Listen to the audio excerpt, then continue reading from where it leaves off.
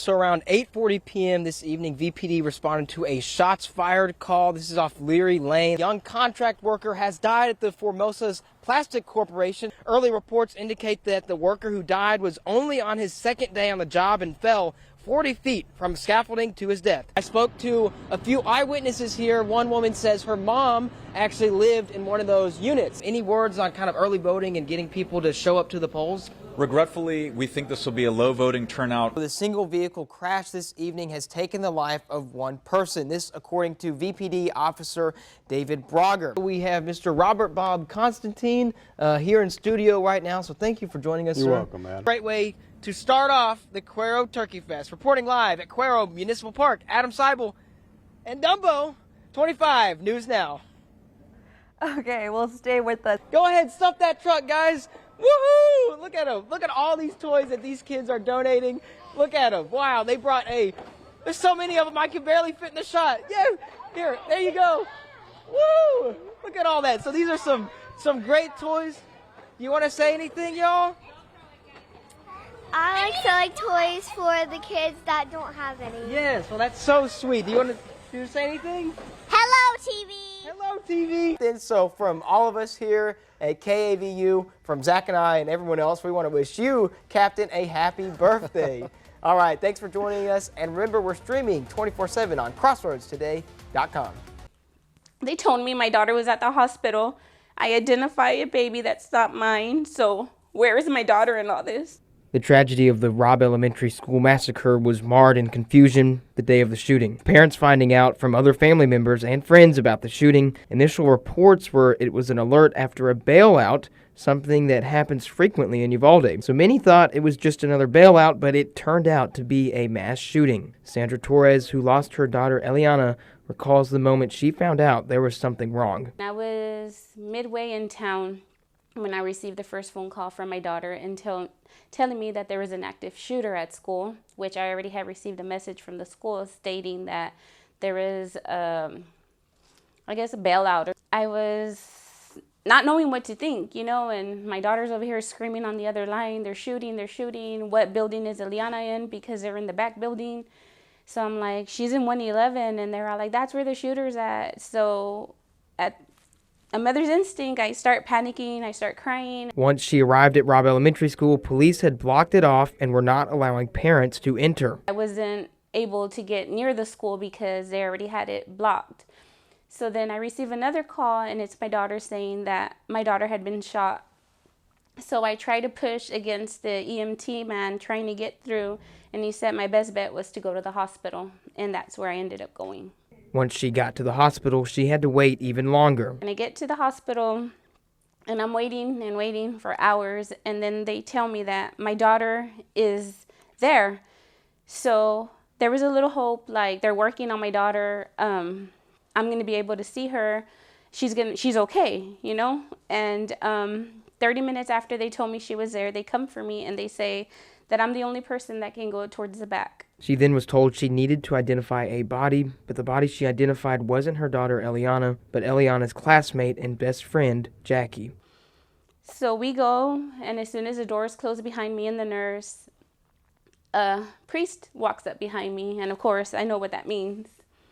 So I start yelling and telling her no, like I can't go, I can't. And she tells me, I am so sorry, but you're going to have to go identify a body. So I told her, I can't, like it can't be true. So I'm screaming and yelling. I fall to my knees. The priest picks me up and they walk me to the back. So as I lean over and I look at the baby, it's my daughter's best friend, Jackie.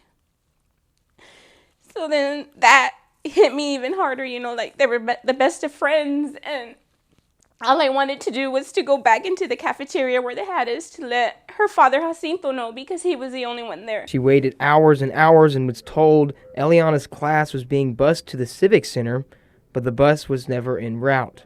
Torres was still trying to find her daughter. Is she lost? Is she at somebody's house?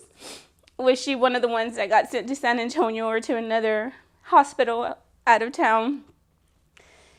And the waiting game began. It wasn't until more than 12 hours after the shooting that Torres received the news Eliana was gone. That day I ended up finding out at midnight that my daughter was one of the deceased. She never made it out of her room.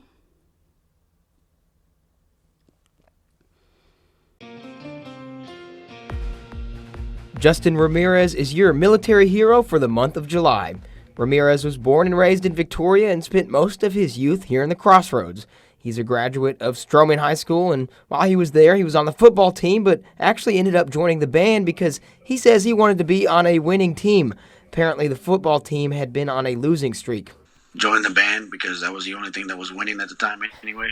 Ramirez says that the feeling to join the military just came to him one day, saying that he was out mowing the lawn when he got this urge to do more with his life.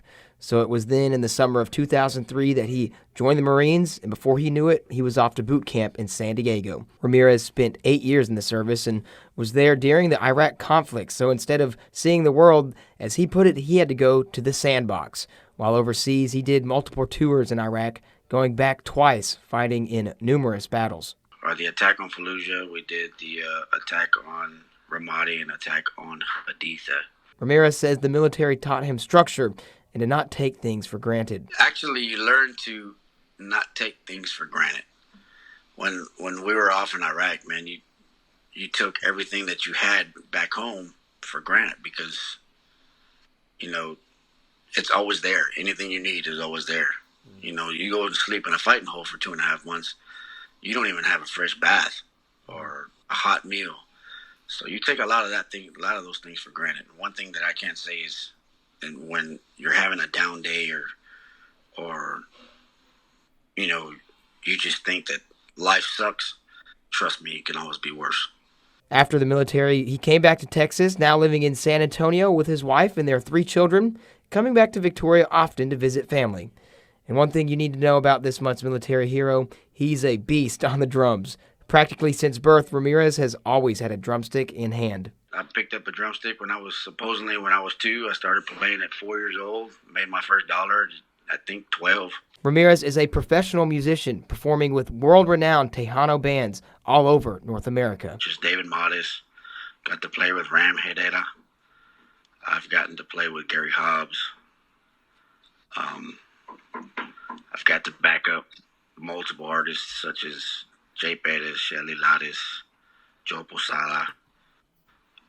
And right now I'm currently, and I have been playing with him for about 5 years now, is Bobby Pulido. And he gets it from his dad, with Ramirez's own son picking up the drums. Man, I got involved with music because of my father. He's been a musician his whole life. Played with Magic and Pietrino, and then also played with Gary Hobbs also. It's kind of ironic that I got to play with him also. And for his youngest child, it's too early to tell if he'll be a drummer, but he's happy to make an appearance in his dad's Facebook videos from time to time.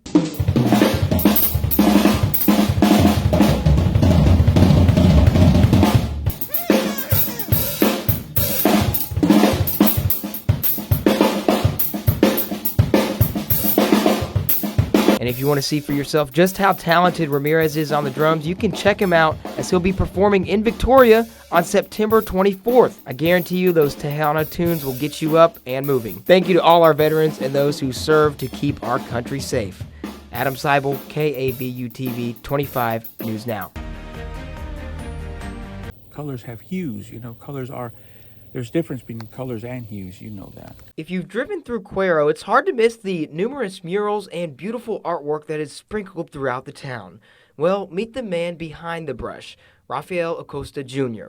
Acosta was born and raised in Cuero, and from a young age, he knew he had a special talent for art. He was a natural-born artist. I was in my element, and I for me, art class was my playground. You know how kids get excited if you say, we're going to go out and play?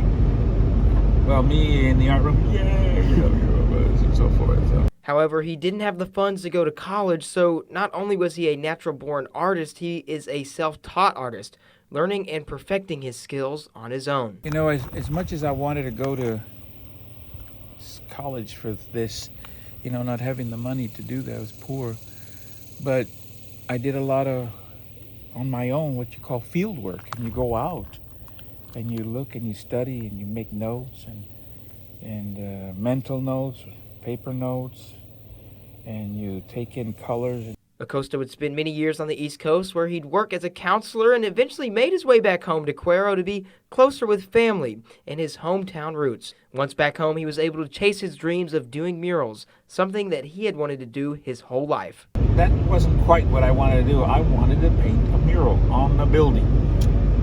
And as a kid, they just, I don't know, I guess they should have let me do it. So, interesting, huh? I have to wait 40 years to come back to my hometown and do it. That's really crazy. What would start out as a single mural on Main Street has now blossomed into a livelihood, with Acosta staying busy with people from all over wanting to commission him and his art. This is therapy to me. That's why people say, well, when you go to vacation, I don't go to vacation. This is my love and passion, so I don't need a vacation. Although he's got art pieces all over the country, you can find many right here in Cuero. With Cuero being dubbed the turkey capital of the world, Acosta has painted his fair share of turkeys, paying tribute to hometown hero Ruby Begonia, the turkey that races each year in Cuero's annual turkey races. He's also painted other Cuero landmarks. But the picture on the side, when I show it to you, is a painting of the water tower. And I will say this, I'm very proud of that one, because that is exactly how the water tower used to look. So in libraries, schools, churches, and on the walls of Main Street, Acosta's murals are hard to miss. One of his more unique commissions is just a few minutes outside of Cuero, where he painted a landscape mural across 2 silos all the way around. Just a testament that Acosta is not only a talented muralist, but that he can paint on almost anything, anywhere, even in the elements. You know, you don't really only work to avoid the heat, but you work aware of the elements because it affects the paints, the longevity of them and all that. I mean, look at this texture. So you have to paint that. You got to get that paint in there. And you can imagine what brushes I destroyed, how many I went through. The silo mural captures summertime in South Texas, blending the colors of the landscape with the mural, almost making it hard to distinguish between art and real life, where the lines of reality and the imagination begin to blur. At least that's what the native animals thought. When I finished him, the homeowners next morning, they called me and they said to me, Rafael, I said, yes? You won't believe it. I said, what? He said, the buck you painted? She says, yes. We went there early this morning. We were going to go somewhere. And there were just a whole bunch of does around here. I said, oh, that's good. It means he's a big buck. At this point, Acosta says he's found his calling, something that he says is a gift. Yeah, this is what I was meant to. You know, you said earlier, you know, you were given a gift. People are given gifts. And I think this is mine. So next time you're in Cuero, take some time to slow down and appreciate the art that can be found, hidden gems in Cuero and beyond. Reporting in Cuero, I'm Adam Seibel, KAVU TV 25 News Now.